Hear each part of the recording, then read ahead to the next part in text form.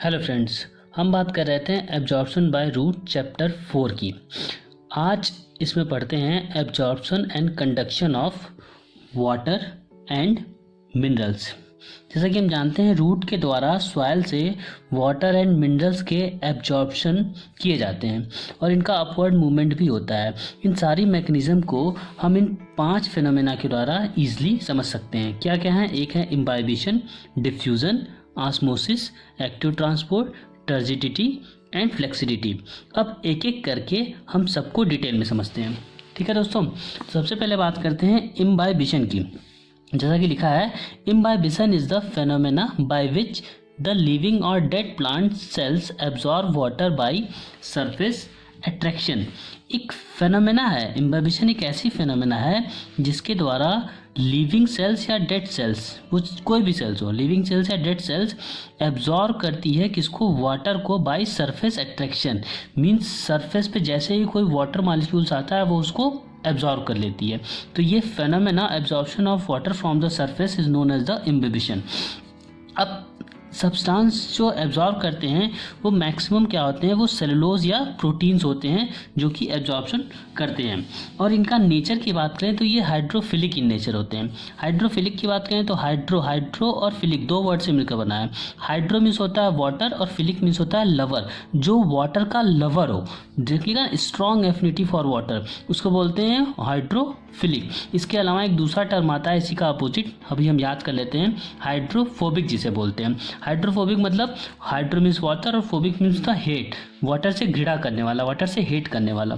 ठीक, तो जो सेलुलोज और प्रोटीन होता है प्लांट सेल में, वो क्या करता है? हाइड्रोजन वाटर का लवर होता है, इसलिए वो एब्जॉर्ब करता है वाटर को और वो फूल जाता है। ठीक है, जैसे कि जो सीड्स होती हैं या वुडन डूड्स होती हैं, वो जब वाटर के कांटेक्ट में होता है तो फूल जाता है। जैसे कि हम देखते हैं जब पानी वाले एरिया में कोई दरवाज़ा होता है तो वो क्या होता है? वो फूल जाता है due to the imbibition of the water. और इसी इम्बाइबिशनल प्रेशर के द्वारा सीड भी जर्मिनेट होते हैं, जिन्हें कि एक स्पेसिफिक फोर्स कहा जाता है, एसेंट ऑफ सैप, वो उसी का परिणाम है। ठीक है दोस्तों, तो ये बात हो गई इम्बाइबिशन की। अब हम बात करते हैं डिफ्यूज़न की। डिफ्यूजन नाम से क्लियर है, डिफ्यूज होना मीन्स फ्रीली मूवमेंट। किस चीज़ का मूवमेंट होता है? किस चीज़ का मूवमेंट हो, कहाँ से कहाँ मूवमेंट हो? फ्रॉम हायर कंसंट्रेशन से from the region of lower concentration. ठीक, इसको समझने के लिए आप सबसे बेस्ट एग्जांपल इसका है, जैसे कि हम परफ्यूम लेते हैं तो परफ्यूम को अगर हवा में एक कोने में छोड़ेंगे तो वो परफ्यूम की स्मेल पूरे कमरे में धीरे धीरे क्या हो जाती है? डिफ्यूज हो जाती है। मीन्स वहाँ पे क्या थी? कंसंट्रेशन कम हाई थी, वो धीरे धीरे क्या हो गई? वो लोअर कंसंट्रेशन, जहाँ पे कंसंट्रेशन नहीं थी, उसका स्मेल नहीं था, वहाँ भी चला गया है। आपके बुक में एक्टिविटी दी गई है, इस एक्टिविटी को हम इस फिगर के द्वारा समझते हैं। ये देखिए, इन्होंने एक बीकर लिया, इस बीकर में पानी डबरा, पानी है, पानी में एक कोने में इन्होंने एक सॉल्युबल डाई रख दिया। वो सॉल्युबल डाई रखा या शुगर का क्यूब रखा, कुछ भी आप रख सकते हैं, या पोटेशियम परमैंगनेट रखा। फिर उसके बाद धीरे धीरे देख रहे हैं कि ये सॉल्युबल जो भी क्रिस्टल होता है, शुगर समझ लेते हैं, शुगर का क्यूब, वो धीरे धीरे क्या होता है? घुलेगा। देखिए घुल रहा है, यहाँ पे थोड़ा सा घुलना स्टार्ट हुआ है, पूरी तरह से घुलता जा रहा है, और यहाँ पे देखिए पूरी तरह से ये घुल गया है ना। और अगर हम इसको चम्मच से मिला दें तो क्या होगा? ये इजीली घुल जाएगा। मींस डिफ्यूजन क्या है? From the movement of higher concentration to lower concentration, any substance movement of क्या, कहाँ हो रहा है मूवमेंट? हायर से लोअर की तरफ, ये हमारा डिफ्यूजन है। ये सारी चीज़ें यहाँ पे बताई गई है। उसके बाद दोस्तों बहुत ही इंपॉर्टेंट टर्म है ऑस्मोसिस, इसको समझते हैं। ये बहुत ही इंपॉर्टेंट है कि ऑस्मोसिस होता क्या। पढ़ते हैं, osmosis is the movement of water molecule, movement of what molecule? Water molecule. ये याद रखिएगा, किस चीज़ का मूवमेंट हो रहा है? वाटर मॉलिक्यूल का, from their region of higher concentration to their region of lower concentration. इसको मैं ऐसे यहाँ पे आपको समझाता हूँ। ये है एक, ये एक, यहाँ पे वाटर है, यहाँ भी वाटर है, ठीक, लेकिन इस वाटर में क्या है? शुगर है, और इसमें शुगर नहीं है। तो जब शुगर हो गया है मीन्स ये सोल्यूशन बन गया है, तो अब शुगर मॉलिक्यूल इसमें ऐड हो गया है इस वाटर मॉलिक्यूल में, तो इसमें वाटर की कंसंट्रेशन क्या हो गई है? कम हो गई है एज कम्पेयर टू जो बगल में रखा है प्योर वाटर। तो यहाँ पे मूवमेंट क्या होगा, हायर कंसंट्रेशन, किसकी हायर कंसंट्रेशन, वाटर की हायर कंसंट्रेशन किसमें है, इसमें, तो यहाँ से यहाँ होगी। इसको और भी अच्छे से समझते हैं हम। यहाँ पे बस याद रखना है कि ऑस्मोसिस में वाटर मॉलिक्यूल का मूवमेंट होता है from the higher concentration toward the lower concentration. अब दो चीज़ होती हैं, एक होता है इनवर्ड और एक होता है outward osmosis. Inward outward osmosis बहुत कंफ्यूजन है, लेकिन यहाँ पे हम आपको समझाएंगे, क्लियर हो जाएगा।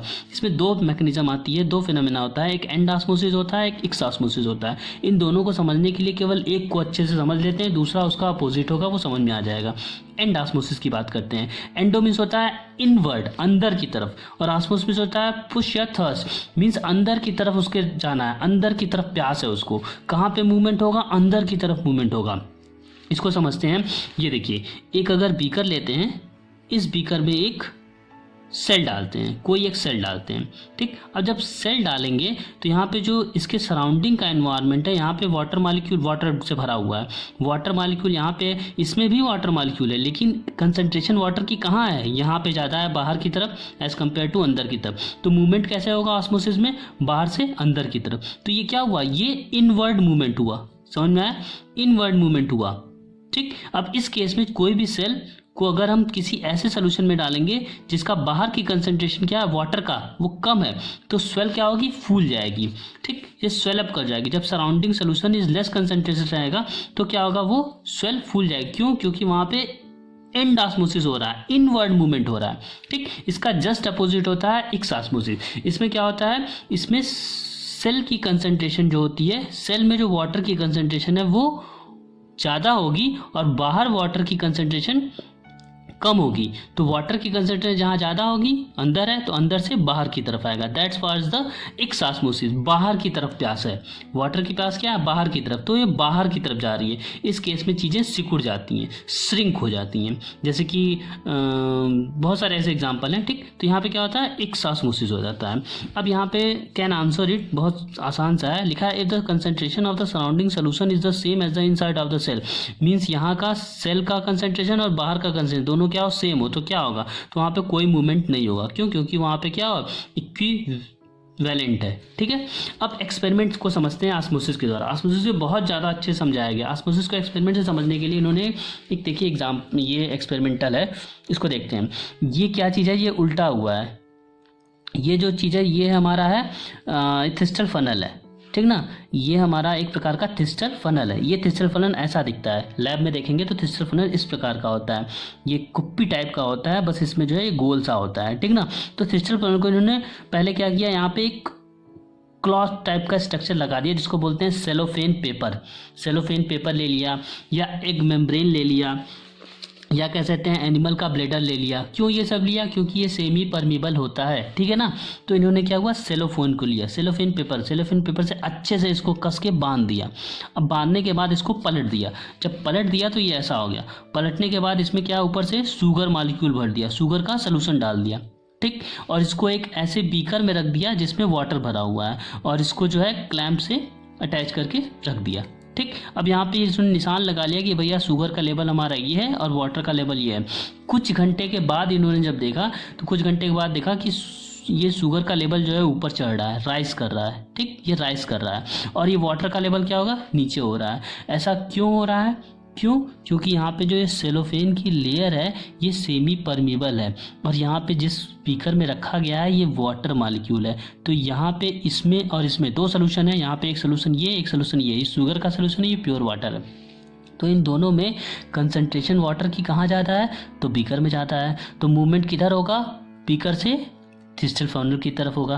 किसके थ्रू होगा, इस सेलोफेन के द्वारा होगा। तो सेलोफेन के थ्रू वाटर मॉलिक्यूल जाएगा तो ये राइज करेगा, और वाटर का लेवल यहाँ पे नीचे होगा, इसका शुगर का लेवल राइज होगा और सेलोफेन की तरफ। लेकिन यहाँ पे एक चीज़ और देखने लायक है कि यहाँ पे केवल वाटर मॉलिक्यूल जा रहा है, शुगर मॉलिक्यूल वापस नहीं आ रहा है। क्यों, क्योंकि ये जो मेम्ब्रेन लगी है सेलोफेन, ये सेलेक्टिव परमीबल होती है, सेमी परमीबल होती है, ठीक है दोस्तों।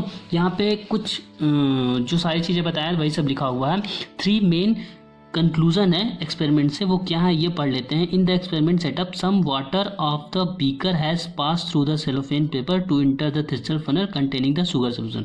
ठीक है, क्या हुआ है, कुछ वाटर मॉलिक्यूल क्या हुआ है, बीकर से पास होके हमारे थिस्टल फनल में गए हैं through cellophane paper. Cellophane paper is the example of the semi permeable membrane. दूसरा point, sugar from the thistle funnel has not passed into the beaker. और सुगर थिस्टल फनल से beaker में नहीं जा रहा है, इसका मतलब सेलेक्टिवली परमिबल है हमारा सेलोफेन मेम्ब्रेन. तीसरा, the cellophane paper has acted as a selective और differentially permeable membrane. Most important point, it has allowed water molecule to pass through but not the sugar molecule. केवल किसको पास किया है, water molecule को, sugar molecule को नहीं किया है. इसी प्रकार का एक्सपेरिमेंट इन्होंने मॉडिफाई करके और किया. इसमें इन्होंने किया हुआ है शुगर सोल्यूशन थिस्टल डाइल्यूट, इन्होंने थोड़ा सा डाइल्यूट कर दिया है. जो यहाँ पे शुगर सोल्यूशन लिया था इसको थोड़ा सा डाइल्यूट कर दिया है और वाटर में थोड़ा सा और सोल्यूशन शुगर डाल दिया है. तब भी क्या होगा, तब भी वाटर का मूवमेंट यहाँ से यहाँ ही होगा, क्योंकि कंसंट्रेशन अभी भी किसकी ज़्यादा है, थिस्टल फनल की. सेकंड एक्सपेरिमेंट है. ठीक, एक और एक्सपेरिमेंट इन्होंने किया, rubber sheet and muslin instead of cellophane. Cellophane के अलावा इन्होंने रबर शीट यूज़ किया या मसलिन शीट किया. जब रबर शीट यूज़ करेंगे तो कोई भी मूवमेंट नहीं होगा. क्यों, क्योंकि रबर शीट इम्परमिबल है.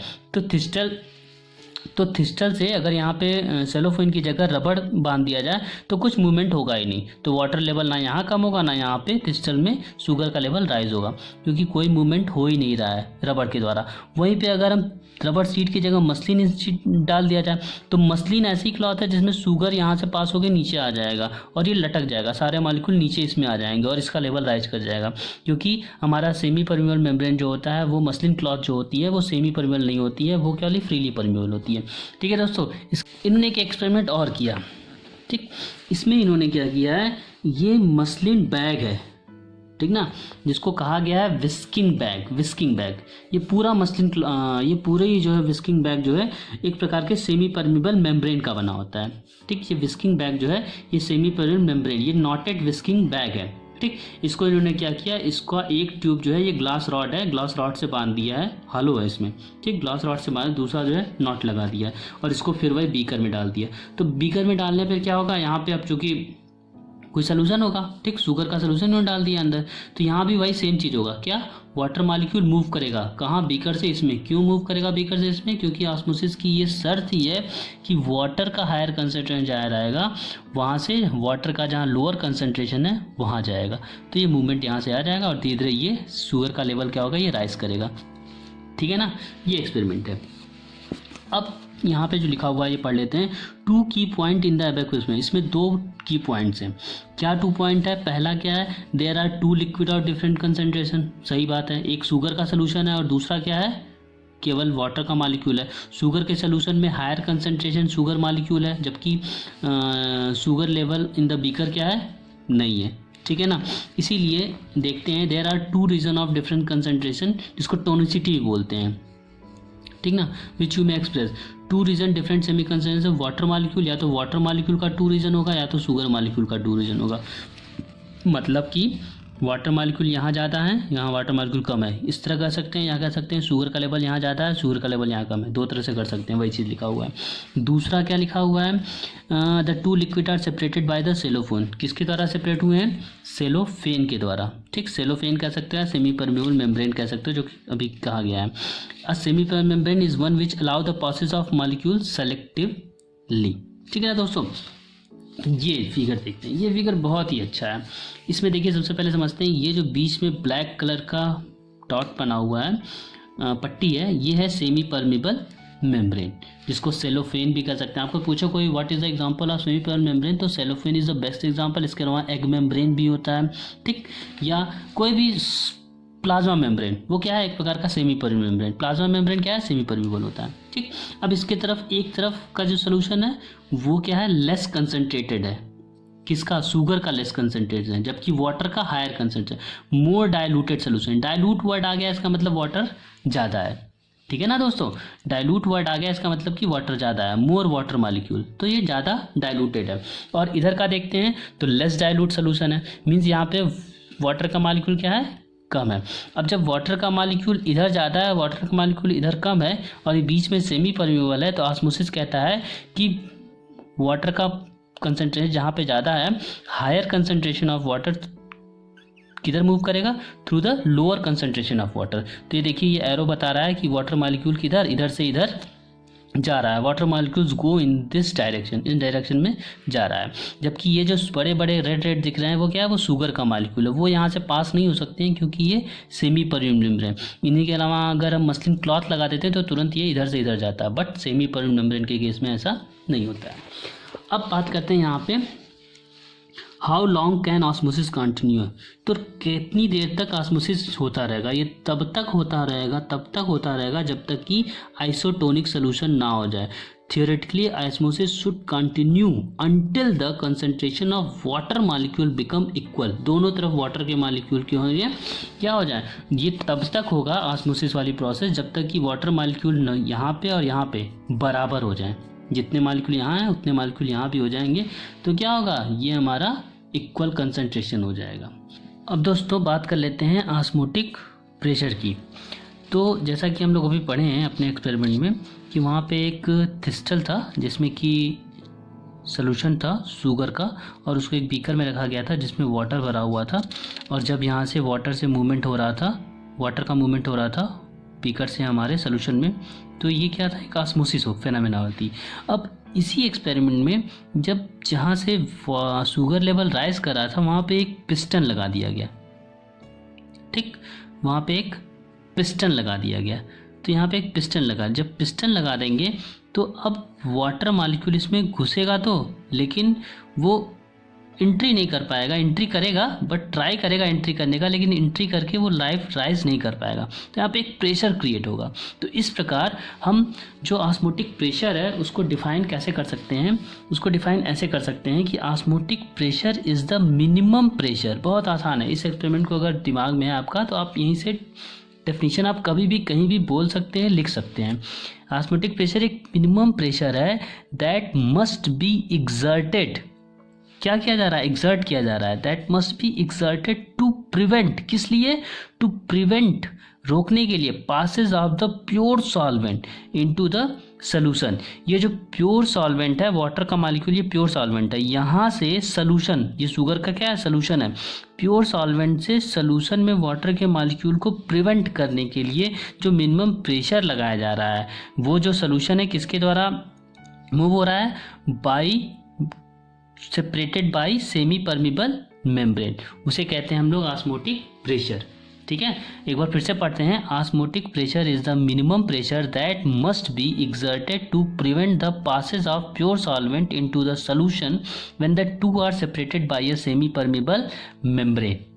क्लियर, इसको आसान शब्दों में इन्होंने लिखा है कि osmotic pressure of a solution is a measure of its tendency to take in water by osmosis. थोड़ा सा मुझे ये कंफ्यूजिंग लग रहा है, लेकिन यहाँ पे जो इन्होंने दिया है इन अनदर वे करके कि osmotic pressure is equal to the weight और pressure required to nullify osmosis, जो ऑस्मोसिस को रोक दे, ऐसा प्रेशर जो कि ऑस्मोसिस होने से रोक दे, उसी को कहते हैं ऑस्मोटिक प्रेशर।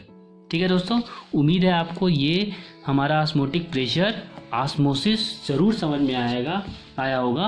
अगर थोड़ी सी भी कन्फ्यूज़न है तो प्लीज़ कमेंट करके आप बता सकते हैं। Thank you so much for watching.